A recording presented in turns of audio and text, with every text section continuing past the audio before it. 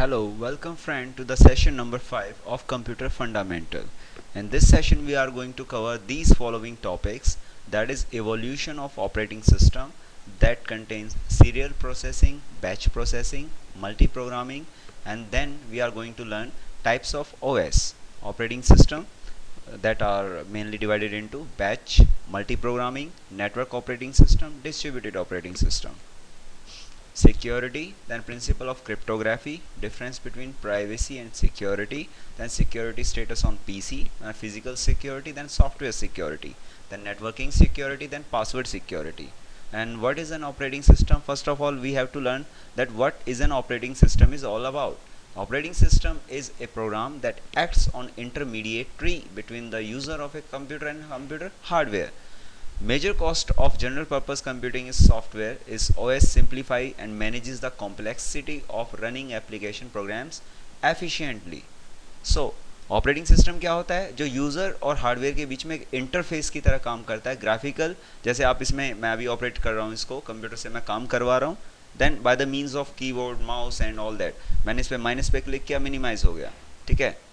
और मैंने यहाँ पे इस पर क्लिक किया, मैक्सिमाइज हो गया, यहाँ पे क्लिक किया, मैक्सिमाइज हो गया, ठीक है। क्लोज पे क्लिक किया तो क्लोज हो जाएगा, ठीक है। आप देख सकते हैं, this is the easy to use interface of computer operating system. तो ऑपरेटिंग सिस्टम क्या हुआ? एक सॉफ्टवेयर जो कुछ कुछ भी नहीं, एक सॉफ्टवेयर है जस्ट जो यूज़र और हार्डवेयर के बीच में एक एक्ट कर रहा है, एक इंटरफेस की तरह। तो ऑपरेटिंग सिस्टम के गोल्स क्या क्या होंगे? ऑपरेटिंग सिस्टम सिंप्लीफाई करता है यूज़र प्रोग्राम्स को बनाने के लिए और प्रॉब्लम्स को सॉल्व करने के लिए ईजियर वे में। मान लो मैं रिपोर्ट बनाना चाहता हूँ, I will use Microsoft Word, I want to complete my payroll and I want to just add my database and all that, then I use will the database tools will be there for helping me out.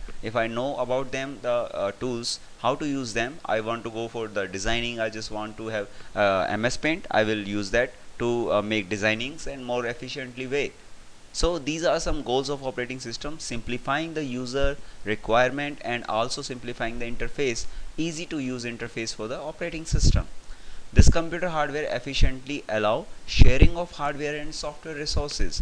Suppose I want to use some other resource over here and I just want to have that resource in front of me, and I can use easily. Operating system will make that easily. For example, I just want to have a computer के साथ मैं access करना चाहता हूँ और उस computer को मैं एक्सेस यहीं से करना चाहता हूँ और उस कंप्यूटर पे मैं काम करना चाहता हूँ, then I will use remote desktop. I'm going to use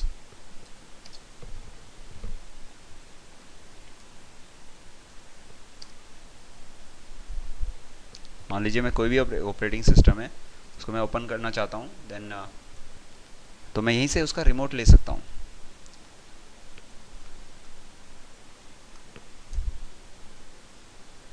मैं आपको करके दिखाता हूँ इसके अंदर। पहले हम एक ऑपरेटिंग सिस्टम ओपन भी कर लेते हैं, देन उसके अंदर हम इसको करेंगे। Okay, facilities are there basically, I can use different server to open them.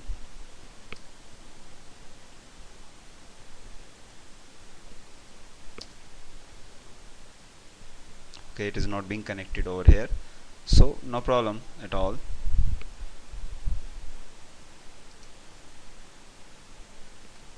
It may be some due to some problems that they are not connected, but I can use this remote desktop connection to connect from any system. मैं यहीं से बैठे बैठे उस पर access कर सकता हूँ by the use of this facility. Now going on to the next topic, that is user computer hardware efficiently काम करता है, सॉफ्टवेयर एप्लीकेशंस को पोर्टेबल और वर्सेटाइल बनाता है, आइसोलेशन देता है, सिक्योरिटी देता है, प्रोटेक्शन देता है, और सबसे खास बात ट्रांसपेरेंसी प्रोवाइड करता है सिस्टम, ताकि यूज़र को हर चीज़ अलग अलग ना दिखाई दे, एक ही फॉर्म में दिखाई दे और वो एफिशिएंटली उसको अच्छी तरह समझ भी सके और उस पर काम भी कर सके। और कुल मिला के सारे सिस्टम की रिलायबिलिटी, उसके भरोसे को ये बनाए रखता है।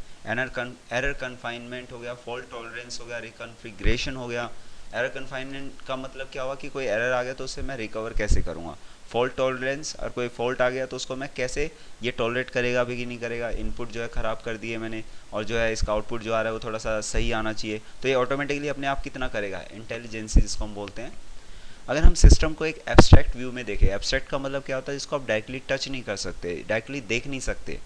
सो हमारे सामने तो स्क्रीन दिखाई देती है ग्राफिकल, जो हमें अच्छी लगती है पिक्चर की फॉर्म में, और इसके पीछे क्या हो रहा था वो हमें नहीं दिखता, तो हमें ज़रूरत भी नहीं उसको देखने की। That is the abstract view of the system. मैं कह रहा हूँ कि कंप्यूटर हार्डवेयर है जिसमें motherboard and all those things हैं, then operating system Windows XP, Windows 7 कुछ भी हो सकता है, लाइनक्स हो सकता है। विंडोज़ बेसिकली माइक्रोसॉफ्ट की फैमिली ऑफ ऑपरेटिंग सिस्टम है जो प्रोवाइड करता है विंडोज़ फैमिली। अदर रेंडर भी होते हैं जैसे Red Hat, Caldera and Ubuntu, they provide Linux operating system. So this is what we reading all about and working also on the operating system. DOS is also an operating system. Then उसके बाद आता है हमारा system and application program. ये user 1 है, user 2, 3, 4 है, lots of user are there. पहला user जो compiler, then assembler, then text editor, then database system, lots of things I can do with this system. That is the use of operating system in our day to day life, also related to our technical resources, professional resources also there. So operating system के views की बात करें तो हमारे पास आता है resource allocator, control program and kernel. resource allocator क्या होता है? जो resources को allocate करता है, manage करता है, उनको efficiently संभालता है। control program क्या होता है? that controls the execution of the user programs and operation of IO devices, के बीच में कंट्रोल करता है उनको एग्जीक्यूट करने का टाइम, कब क्या ज़्यादा होगा, इस टाइम पे ये एग्जीक्यूट होगा, नहीं होगा, those all things are being control by the control program. Then kernel, kernel क्या होता है? The program that executes for ever, everything else is an application with respect to the kernel. कुछ भी चल रहा है कंप्यूटर के अंदर, that is totally based upon the platform provided by the kernel. ये वो वाला कर्नल नहीं है मिलिट्री वाला, दूसरा कर्नल है। ऑपरेटिंग सिस्टम स्पेक्ट्रम, इसका क्या स्कोप है, कैसे कहाँ तक ये फैला हुआ है? मॉनिटर्स एंड स्मॉल कर्नल्स, ये स्पेशल पर्पस एम्बेडेड सिस्टम होते हैं जो रियल टाइम ऑपरेटिंग सिस्टम होते हैं। जैसे आप देख सकते हैं कि साइकिल में ब्रेक लगाए उसी टाइम पे ब्रेक लग गए, तो वो रियल टाइम ऑपरेटिंग सिस्टम है। थोड़ा सा भी डिले हुआ it can result to accident, so real time होना भी बहुत ज़रूरी है। Batch and multi programming, time sharing, time sharing में हमारे work station, servers, mini computer, time frames, ये सब आते हैं जो टाइम को शेयर करते हैं, यानी एक ही टाइम पे कई सारे रिसोर्सेज पे काम किया जा सकता है। Transaction system, personal computing system, mobile platform devices हर साइज़ के, these are some of the operating system के कुछ स्पेक्ट्रम में आते हैं। सबसे पहले बैच ऑपरेटिंग सिस्टम आता था जिसने सेटअप टाइम बिल्कुल हटा दिया, जो कई सारे बैचेस के अंदर एक साथ कर सकता था प्रोग्राम्स को। बैच का जो एक मैं एक एग्जांपल भी करके दिखाऊंगा। जैसे अब एक कार्ड रीडर है, उसको मैंने लगाया, इसके लिए मुझे ऑपरेटर हायर करना पड़ता है। User is not the operator, automatic job sequencing होगी, एक रुडिमेंट्री ओएस बनेगा। रेजिडेंट मॉनिटर क्या करेगा? Holds initial control, control transfer to job and then back to the monitor. That this is how we monitor and then transfer control transfer will back to the job as according to the monitor who monitors the whole process, that is being termed by the resident monitor. And then we can reduce the setup time by batching job with similar requirement. कैसे? मुझे 10 काम करने हैं, पहले ये काम होगा, उसके बाद ये होगा, फिर ये होगा, फिर ये होगा। मैंने कई सारे कामों को शेड्यूल कर दिया और बैच बना के रख दिया उसका, एक बैच में वो एक साथ सही कई सारे प्रोसेसेस को कर देगा। For example I am going to give you an interesting example on this batch process operating system. First of all, I am going to create a folder on desktop, that is, okay, I am not authorized, so create in D drive. I am creating a new folder, that is by new, और इस folder के अंदर जाके मैं कुछ batch processing को use करना चाहता हूँ। मैंने एक्सेल ओपन किया। जो हम फोल्डर क्रिएट करते हैं उसके अंदर हमारे पास md कमांड होती है जिसके थ्रू हम फोल्डर को क्रिएट करते हैं। तो मैंने इसमें क्या किया, एक छोटा सा इंटरेस्टिंग एग्जांपल मैं आपको दिखा रहा हूँ।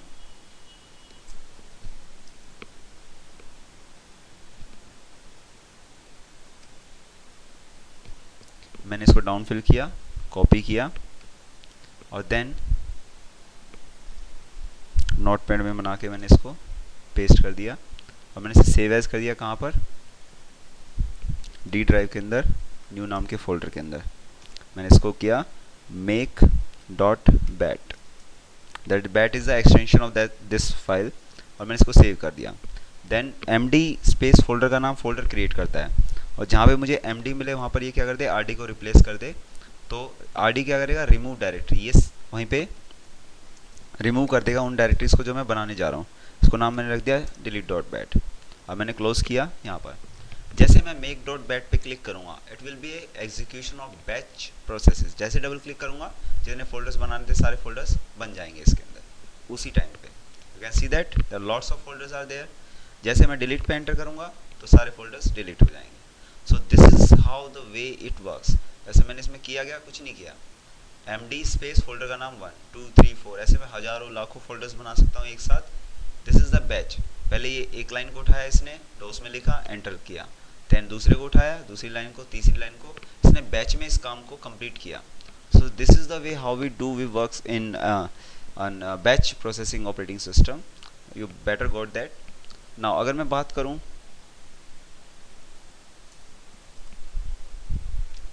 मैं एक और एग्जांपल आपको दे रहा हूं। जैसे हम dir करते हैं, सॉरी dir मैंने किया, मान लो एग्जिट किया, सॉरी, तो हम ये दो कमांड मैंने टाइप की, पहले एक कमांड टाइप की, उसके बाद ही दूसरी कमांड को मैं यूज कर पाया। So this the sequencing is there, so I can use with them. ना उसके बाद सिंपल बैच सिस्टम आया 1960 के अंदर, जिसमें हम जॉब को एक दूसरे से अलग करते थे। Need to be distinguish job from the job and data from the program, इसको हम अलग अलग करते थे। मल्टी प्रोग्रामिंग का कॉन्सेप्ट आया, इसमें हमने इंटरप्ट यूज़ किए। मैं आपको एक काम दे रहा हूँ, उस काम के बीच में मैंने एक और काम दे दिया, आपका एग्जाम चल रहे हैं, बीच में एक और काम दे दिया कि भाई फुटबॉल खेलने जाना है, तो मैं सब्जी खरीद के लेके आनी है, उससे कहते हैं मार्केट से, तो मैंने आपके काम को इंटरप्ट कर दिया। तो इंटरप्ट का मतलब क्या हुआ, पहले से एक काम चल रहा है, बीच में एक और काम पकड़ा दिया उसे। तो इंटरप्ट को हमने यूज़ किया, ये हमारे लिए नेगेटिव है लेकिन कंप्यूटर के लिए पॉजिटिव चीज़ है। क्यों? क्योंकि जैसे ही उसके रिसोर्सेज फ्री होंगे तो they will be able to identify कि मेरे पास एक और काम पहले से आया हुआ है, तो I am not free, I am suppose to work on that interrupts what I am working on. Interrupt को अगर हम एक सिंपल वे में देखें तो जैसे ये प्रोग्राम चल रहा है और मैं माउस इसको एरो की को इधर उधर कर रहा हूँ on my laptop, so it is working in the real time and it is an interrupt, कि पहले तो ये डिस्प्ले कर रहा है, डिस्प्ले करने के लिए सर्विसेज चल रही हैं, और साथ में क्या मैं इंटरप्ट दे रहा हूँ, की प्रेस करके, की क्लिक किया और इसको इधर उधर किया मैंने। So this is how we work with the multi programming. हर एक टास्क को चलाने के लिए एक प्रोग्राम चलेगा और इस प्रोग्राम को हम एग्जीक्यूट करेंगे मेमोरी के अंदर, तो हमें प्रोसेस मिल के आएगी।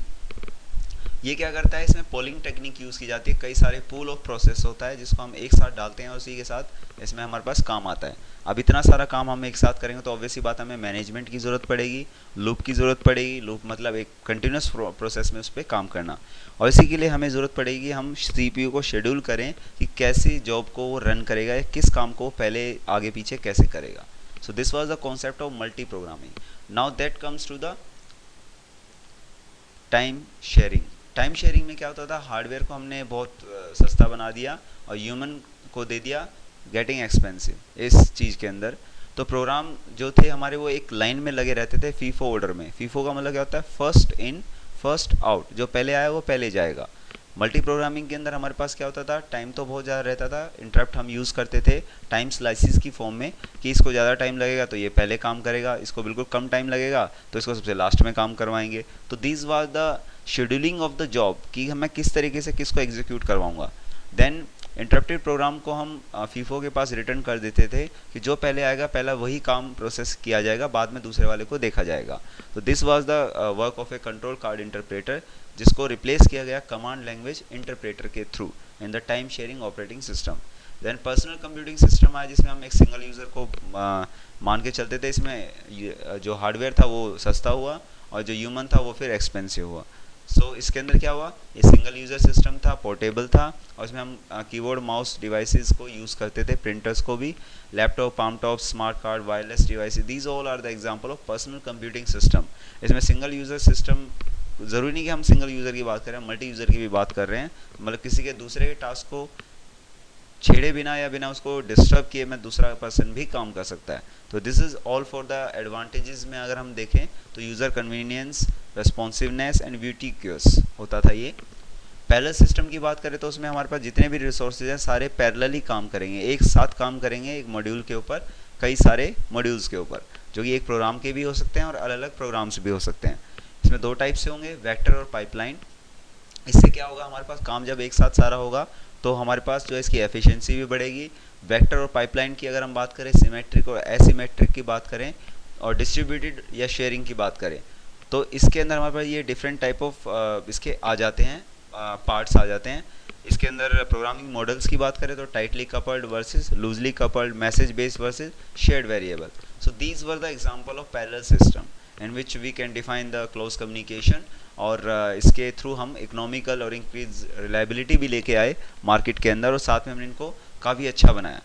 ना पैरेलल कंप्यूटिंग सिस्टम के अगर हम एग्जांपल देखें, इलियाक यूलिनोस जो था, देन इसके बाद कनेक्शन मशीन थी, then climate modelling, earthquake simulation, genome analysis, protein folding and nuclear fusion research, इन सब में इनको यूज़ किया. टाइने ही चाइना का है जैसे, ये IBM ब्लू जीन ये है जैसे, और ये के कंप्यूटर जापान. इसके अंदर हमारे डिफरेंट डिफरेंट मॉडल्स दिखाए गए हैं कंप्यूटिंग सिस्टम के. इंटरनल आर्किटेक्चर को थोड़ा दिखाया गया है कि किस तरीके से वो जो है काम करते हैं. डिस्ट्रीब्यूटेड सिस्टम की बात करें तो उसी में हम अपने काम को जो है डिस्ट्रीब्यूट कर देते हैं. ना तो इसमें मेमोरी शेयर होती है, ना इसमें ज़्यादा कम्युनिकेशन लाइंस होती हैं, और क्लाइंट सर्वर आर्किटेक्चर पे ये काम करता है. डिस्ट्रीब्यूटेड सिस्टम की बात करें, हार्डवेयर इसमें फिर वही बहुत सस्ता था, और ह्यूमन जो है बहुत ज़्यादा महंगा पड़ता चला गया, क्योंकि कंप्यूटर चलाना किसको था, human, Atlas for the human, और उसको नॉलेज होनी ज़रूरी. तो resource sharing, computing speed up, reliability, these were the all the factors affecting the distributed system. इसकी एप्लीकेशन की बात करें तो digital libraries, digital multimedia were the example of distributed computing system. Distributed computing system का हम example देख चुके हैं, और आज के बारे में बात करें तो cloud computing offerings are the best example of distributed computing system. I am working here, that is Planet Lab. यहाँ इस एरिया में जो रेड कलर्स आपको दिख रहे हैं, रेड कलर के dots, these are the different regions जहाँ पर डिस्ट्रीब्यूटेड कंप्यूटिंग सिस्टम को सपोर्ट किया जा रहा है. This is cloud computing system. इस एक के 10 पार्ट हैं, दो के 3, 5 के 50 जैसे होते हैं. इस तरीके से क्लाउड कंप्यूटिंग है. Sun Microsystem, Elastra, IBM, Google, EMC, and this lots of company, Intel, and there are lots of companies though who are supporting these cloud computing offerings. And this is Nutella P2P network, and this is a Planet Lab. Real time system की बात करें तो हमें उसमें input जैसे होता है उसके साथ कॉरस्पॉन्डिंग आउटपुट मिलता है, और कोई प्रॉब्लम आती है तो उसी टाइम पे उसको रिपोर्ट कर दी जाती है. तो these are all are the real time operating system. इसमें हमारे पास कुछ, अगर हम बात करें टाइमलीनेस की ऊपर, ये डिपेंड करता है प्रॉपर इसका फंक्शन जो होता है.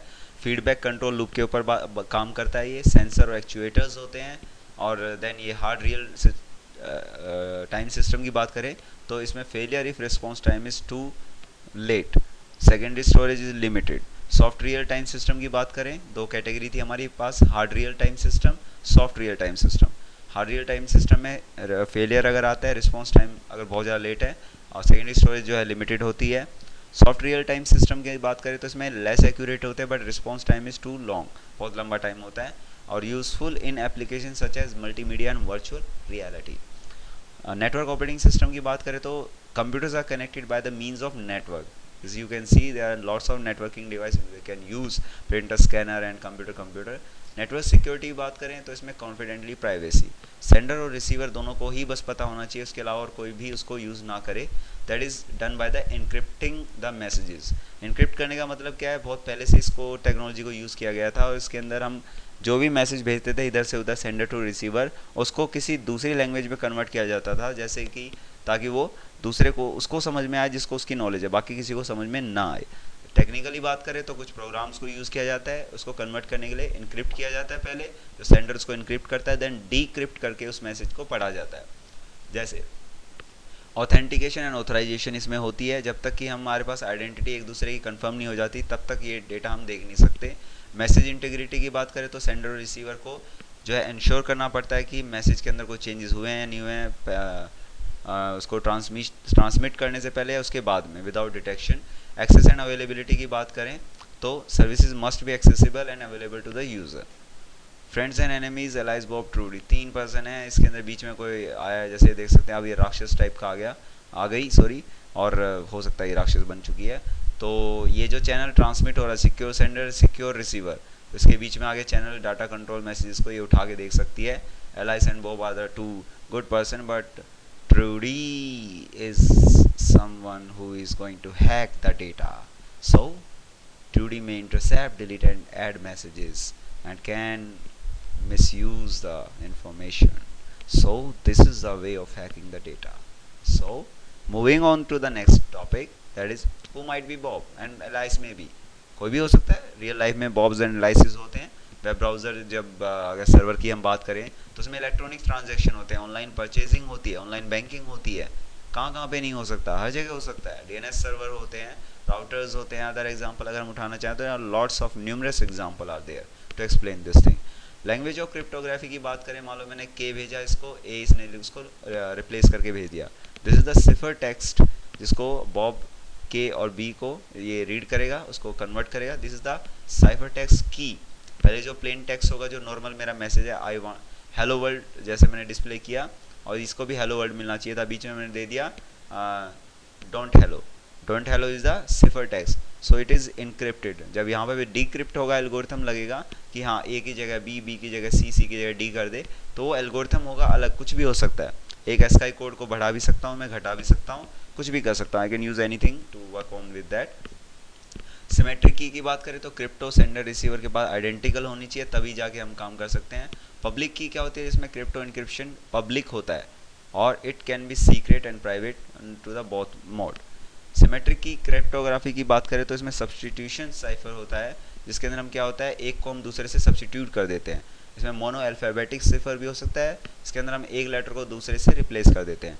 अब जैसे A B C D up to Z है, इसके अंदर हम इसको सिफर टेक्स्ट में क्या कर दिया, एम एन बी वी करके रिप्लेस कर दिया। अब जैसे ये प्लेन टेक्स्ट है, Bob I love you alias, cipher text में क्या आ गया, एन के एन एस जी के सी वाई करके दुनिया भर का, और ये इसने कन्वर्ट कर दिया। This is the way of converting the plain text in the cipher text. So I can use the symmetric की cryptography to use it. Key is only known to the Bob and Alice, and third person will not be able to use this. The second one is the symmetric key cryptography, DES, data encryption standard. सबसे पहले NIST के अंदर 1993 के अंदर इसको introduce किया गया था। It was a 56 bit symmetric की, 64 बिट प्लेन टेक्स्ट इनपुट। कैसे सिक्योर था, इसके अंदर 56 बिट की इनक्रिप्टेड फ्रेज को हम यूज़ करते थे, और strong cryptography makes the world A safer place. Decrypted brute force algorithm in 4 months, no known backdoor decryption approach. Brute force का मतलब क्या होता है, हिट एंड ट्रायल मेथड। इस कॉम्बिनेशन में ए टू जेड अगर मैं रिप्लेस करता हूँ कुछ भी, जैसे हमने देखा अभी मैसेज को हमने रिप्लेस किया यहाँ पर, तो मैं यहाँ पे हर एक अल्फ़ाबेट पे ए टू जेड अगर हिट ट्रायल मारूँ, तो हर एक पे जहाँ पे मुझे मैच मिलेगा वहाँ पे ये एग्जैक्टली ट्रू रिटर्न कर दे, और ऐसे मैं इसको फाइंड आउट कर सकता हूँ, applying the possible combination to get the data in between them. Symmetric की क्रिप्टोग्राफी की बात करें डीएस, तो इसमें क्या होता है हमारे पास, इट इज़ मोर सिक्योर, क्योंकि इसके अंदर 3 की यूज़ की जाती हैं, 3 DS on each message actually. की 1 E is the key 1 and D is the key 2 and E is the key 1 message. So effectively ये 112 बिट की है, तो ऑब्वियसली बात है थोड़ा सा मुश्किल है इसको करना। एक्स और plane text block with the preceding cipher text और द प्लेन टेक्स्ट ब्लॉक। इसके अंदर हम सिफर ब्लॉक चेनिंग को यूज़ करते हैं, that is exclusive ORing the plain text block with the preceding cipher text और the plain text block. Public key cryptography में क्या होता है, हमारे पास प्लेन टेक्स्ट मैसेज जो भी होता है उसको साइफर टेक्स्ट में कन्वर्ट किया जाता है। देन उसके अंदर बॉब की पब्लिक की होगी, बॉब की प्राइवेट की होगी, इन दोनों को पता होना चाहिए, तभी जाके प्लेन टेक्स्ट मैसेज इस पे पहुंचेगा। बीच में कोई है ही नहीं जो उसको चेंज कर सके। कंप्यूटर क्राइम और सिक्योरिटी प्राइवेसी की बात करें तो इसमें डाटा कम्युनिकेशन कैपेबिलिटीज़, अलग अलग चैलेंजेस आज की टाइम पे अगर हम चाहें तो क्या क्या हमारे पास आते हैं, नॉट चाहेंगे, हमारे पास जो आते हैं इस टाइम पे वो क्या क्या हो सकते हैं। हमें डाटा को सिक्योर करना ज़रूरी है, डिस्ट्रक्शन, एक्सीडेंटल डैमेजेस, थेफ्ट, स्पाइनेज हो सकता है। डाटा को प्राइवेट करना चाहते हैं तो salaries, medical information, social security number, bank balance, पैसे निकालने की तो बहुत बड़ी दिक्कत हो सकती है। तो these are the some computer crime and security जो डन की जा सकती है। सिक्योरिटी की बात करें तो natural disaster, fire, accident, vandalism, ये सब चीज़ें आती हैं। Safeguard design to protect a computer system. तो सिक्योरिटी हम क्या कर सकते हैं, इन चीज़ों से बचा सकते हैं, hacker, industrial espionage and all that. तो सिक्योरिटी आइडेंटिफिकेशन एक्सेस क्या कहता है कि ऑथराइज पर्सन ही इंडिविजुअल है जो एक्सेस करेगा, और उसके अंदर उसके पास क्या है, क्या वो जानता है, क्या वो करता है, क्या वो है, और उसी के बेस पर वो उसको हम दिया जाएगा। सिक्योरिटी आइडेंटिफिकेशन और एक्सेस की बात करें तो हमारे पास क्या है, हमारे पास की, बैज या token, plastic card, active badge हमारे पास होता है आइडेंटिफिकेशन के लिए। आई कार्ड होता है अगर हम कॉलेजेस की बात करें, इंटरनेट कंप्यूटर पे बात करें तो हमारे पास पासवर्ड, आइडेंटिफिकेशन नंबर और कोई कम्बिनेशन होता है। फेसबुक और इन सब की भी बात करें तो उसमें आपके पास सिक्योरिटी क्वेश्चन होते हैं जिसके बेसिस पर हम उसको लॉग इन करते हैं। अगर आपके पास पासवर्ड भूल गए हैं तो आपके पास आइडेंटिफिकेशन किसके थ्रू किया जाता है, then it is done by the some other process in other. तो सिग्नेचर वेरीफाई किया जाता है। सॉफ्टवेयर वेरीफाई कैसे करता है, स्कैन करता है ऑनलाइन सिग्नेचर को, तभी चेक करता है। व्हाट यू आर, सबसे पहले बायोमेट्रिक थंब इम्प्रेशन होता है, जैसे हम थंब लगाते हैं उसको चेक करता है, फिंगरप्रिंट होगा या फिर खाली मैं जो बोल रहा हूँ बोलने की आवाज़ से हो सकता है, या आइज़ का रेटिना हो सकता है, या एंटायर पूरे फेस को मैं रिकॉग्नाइज करके चेक कर सकता हूँ। So there are lots of, आपने मूवीज़ में भी देखा होगा, बहुत सारी है। शक्ल दिखाई, खुल गया दरवाज़ा, आँख दिखाई, दरवाज़ा खुल गया। किसका? जो भी सीआईडी है उनका होता है, एफबीआई का। तो इस तरीके से हम कुछ इंटरनेट एक्सेस के लिए अगर बात करें तो हमारे पास, पर प्रॉब्लम कहाँ आती है कि इसको हम कंट्रोल कैसे करेंगे। ठीक है, कंट्रोल करने के लिए किसी ने इसमें कुछ चेंजेस किया तो ट्रांजैक्शन लॉग बन गया, उसका एक फाइल बन के आ गई कि हाँ इस पर्सन ने इस टाइम पे ये एक्सेस किया था, जो कि एक्सेस करने के लिए नहीं था। सो सिक्योरिटी की बात करें तो secured waste, shredders, lock trash barrels, there are lots of things we can do, we have in this technology era, and the cyber crime also, as well as applicant screening, verify the facts on a resume, background check कर सकते हैं, built in software protection कर सकते हैं, record कर सकते हैं, user profile को चेक कर सकते हैं। These are something, yes, some security, software securities are there। Software security में क्या हो सकता है, कंपनी अगर प्रोग्रामर है वो कंपनी का बैच होगा, उसके पास कॉन्ट्रैक्ट पे काम करेगा, एग्रीमेंट होगा कि ठीक है प्रोग्रामर है वो एम्प्लॉय नहीं है हमारा, सॉफ्टवेयर को कॉपीराइट रखा जाएगा, पेटेंट होते हैं। तो इस सिक्योरिटी के लिए हम दो तरीके की चीज़ यूज़ कर सकते हैं, फायरवॉल और इंक्रिप्शन। फायरवॉल में क्या होता है, डेडिकेटेड कंप्यूटर होता है that governs interaction between the internet network and the internet. Internal network होता है और बाहर का जो इंटरनेट होता है उसके बीच में फायरवॉल काम करता है। कोई भी सस्पिशियस एक्टिविटी आप देख सकते हैं, ये फायरवॉल है, ये इंटरनेट है, ये नेटवर्क सर्वर है। इंक्रिप्शन क्या करेगा, the internet encryption, data encryption standard होगा, डी जैसे मैंने बताया था 3 की होती हैं। पर्सनल कंप्यूटर की बात करें तो इसमें फिजिकल सिक्योरिटी की ज़रूरत पड़ती है, जैसे मान लो मैंने केबल हटा दी, लगा दी, बीच में से बायोस का जंपर निकाल दिया, पासवर्ड जो मैंने उसका हैक करने के लिए क्या है, इंटरनल हार्डवेयर में मैंने जो है कुछ प्रॉब्लम कर दी, बैकअप फाइल को मैंने वो करना पड़ गया, तो इसके लिए हम खुद भी ट्रैकिंग कर सकते हैं, फिजिकल सिक्योरिटी लगा सकते हैं, लॉक या केबल लगा के, उसको कहते हैं सर्च प्रोटेक्टर को यूज़ कर सकते हैं। ठीक है, बैकअप फाइल बना के हम काम कर सकते हैं, सिस्टमेटिकली अगर हम काम करें तो पासवर्ड को हर बार चेंज करें, तो these are some disaster recovery, तो हम कर सकते हैं। और कुछ प्रॉब्लम आ सकती है, हमारे पास हार्डवेयर जो है ख़राब हो सकता है, सॉफ्टवेयर ख़राब हो सकता है, तो इसमें हमें हमेशा बैकअप बना के चलना होता है, तो इसको हम रिप्लेस कर भी सकते हैं करना चाहें तो। अब मैं चाहता हूँ इतना सारा करने के बाद कि आप सिक्योरिटी क्या चीज़ होती है, ऑपरेटिंग सिस्टम क्या होता है, क्या क्या इसके यूजेस हैं, आप इसको बताइए और डिस्कस कीजिए इसके बारे में अपने दोस्तों से। Thank you very much for joining this nice session, thank you very much, see you in the next class.